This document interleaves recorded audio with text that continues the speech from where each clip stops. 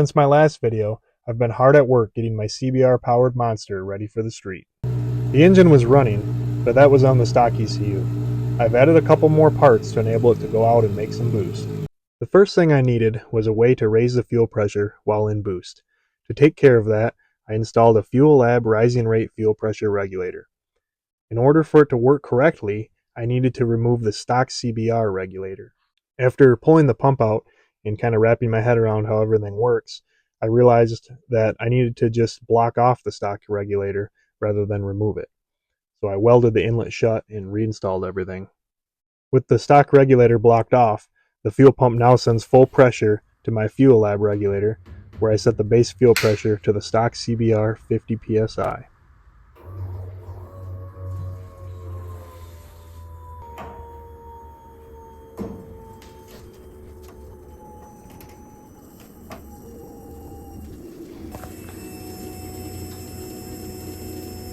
Now that I'm not running the hideous stock airbox, I can actually fit everything under a stock Miata hood, which is great news since my car is such a sleeper.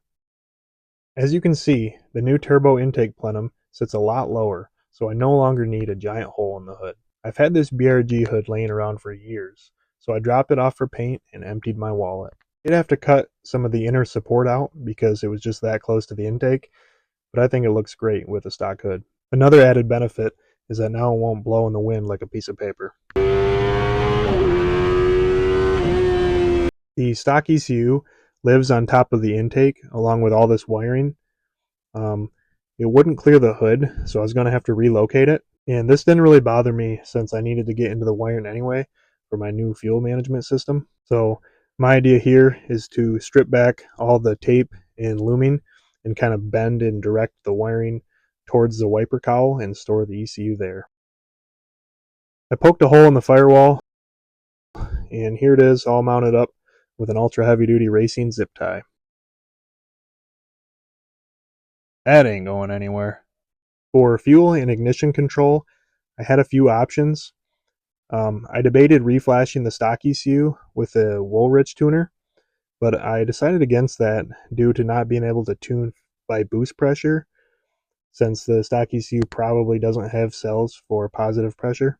My next idea was to use a good old power commander system until I realized that you need multiple different modules, one for the lower injectors, one for the upper injectors, another for ignition control, and another module for data logging air-fuel ratio. And not to mention, a lot of these have been discontinued due to age and EPA stuff. So here's the solution that I came up with. The old but powerful AEM fuel ignition controller. I paid $300 for this 20-year-old piggyback that is everything the 4 Power Commander modules wish they were. The AEM FIC will intercept wires from the stock ECU and allow me to add more fuel and reduce ignition timing while in boost. It has an onboard map sensor and even an analog input, so I can add my air-fuel ratio into the data logs. I wanted to clean up the wiring mess from the previous owner, so I depinned all the wires that I wasn't going to use and then wired it in. The wiring looks a little messy here, but it'll all be covered up by my wiper cowl.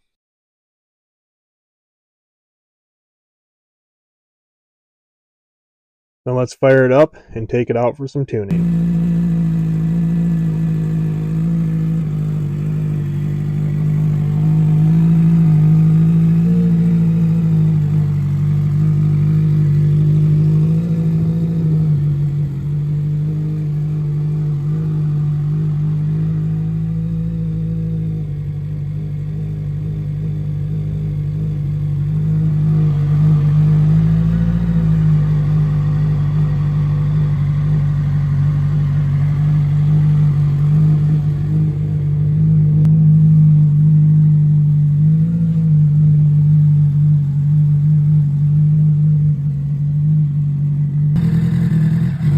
When I first started it, I forgot to calibrate the RPM signal in the FIC software, so it was running a little weird.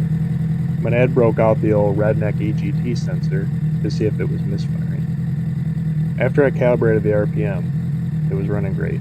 To develop a bass tune, I'm starting with only a 3 psi spring in my wastegate, So now I'm going to take it for a spin to collect some data and make sure the tune is safe before I really start beating on it.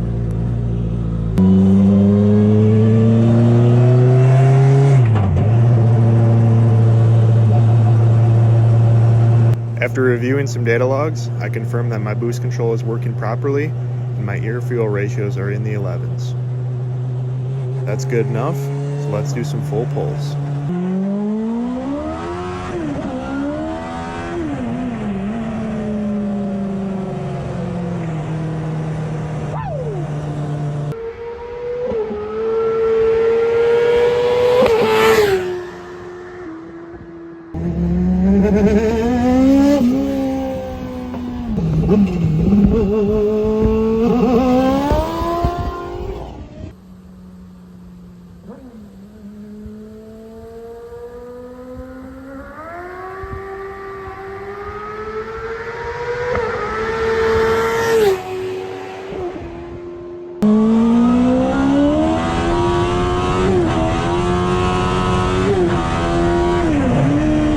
Unfortunately, it's hard to hear any turbo noises with how loud the exhaust is. I even tried adding a resonator to the end of my downpipe, and predictably, it did absolutely nothing. Everything was going great with road tuning. I was making a lot of rips and getting my fueling dialed in. Everything was great right up until this pull.